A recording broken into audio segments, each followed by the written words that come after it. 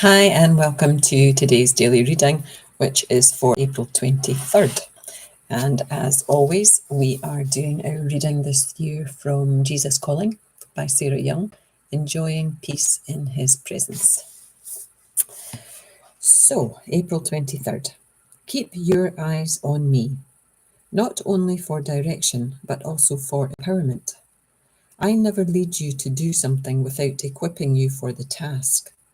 That is why it's so important to seek my will in everything you do. There are many burned out Christians who think more is always better, who deem it unspiritual to say no.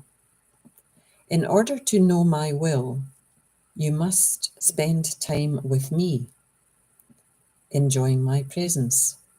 This is not an onerous task, but a delightful privilege. I will show you the path of life. In my presence is fullness of joy. At my right hand there are pleasures forevermore. And this ties in with Psalm 141 verse 8 and Psalm 16 verse 11. Oh, look at that. I read that without any problem. And isn't it, another reading with keep your eyes on me. So the amount of times that the words eyes or vision or sight are mentioned in these readings is quite uncanny, because I've been giving up my glasses. And it's, when I did my little run through before the reading just to see what it was about, my eyes were kind of okay. I was having to squint a bit.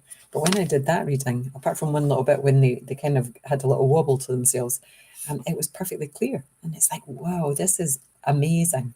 It's amazing what your body can do if you have faith in it, if you trust it. It's a bit like having trust in Jesus. Jesus is saying that he will take your right hand and pleasure forevermore. That it's a joyful, the fullness of joy. Life in Jesus's presence is the fullness of joy. And doing, many burned out Christians who think more is always better and who deem it unspiritual to say no. Saying no when you are tired, when you are busy, when you just don't want to do something is absolutely okay. Seriously, I used to be a real yes person, because I thought it was wrong to say no to make someone else's life busier. So that I had to be that yes, I'll do the church fair, I'll do the school fair, I'll do the committee, I'll be the secretary, I'll be the blah, blah, blah.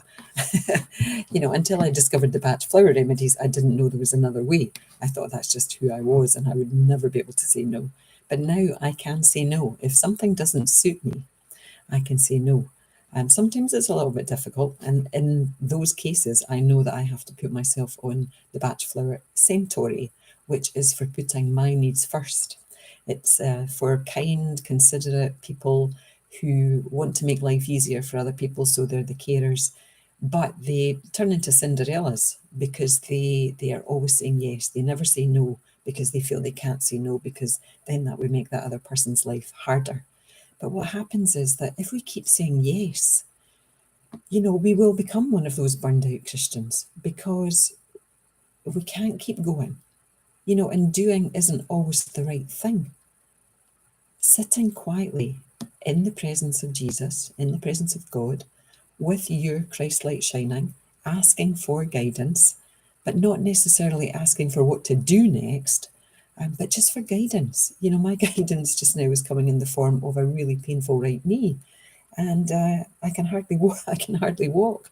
But it's like my body gives me the final kick when I haven't been listening to my spiritual self. So I'm thinking to myself today, I'm going to do some meditation and some reflection and see what my knee is trying to tell me. And it's interesting because I had a lovely call with my friend this morning, and she, as soon as I said about my knee, she said, anger and your father. And I thought, interesting. So, I'm going to think about that today when I'm in my meditation, and I'm going to use the Bach flower remedy, Holly, which is for anger. And we'll see where it goes. I will try to keep you updated, but you know me, I go off at a tangent, so I may never talk about my knee again. But let's keep our eyes on our spirituality, our Christ light, on just being and not doing all the time. So keep your eyes on Jesus, not only for direction, but also for empowerment. Jesus won't ask us to do anything that he hasn't equipped us for. So, when it comes to my eyesight, he's not asked me to give up my glasses in some airy-fairy way. He knows I can do it. I know I can do it. It's just taken longer than I hoped. But anyway, namaste. 5 minutes is up, and I'll see you tomorrow. Bye now. Bye.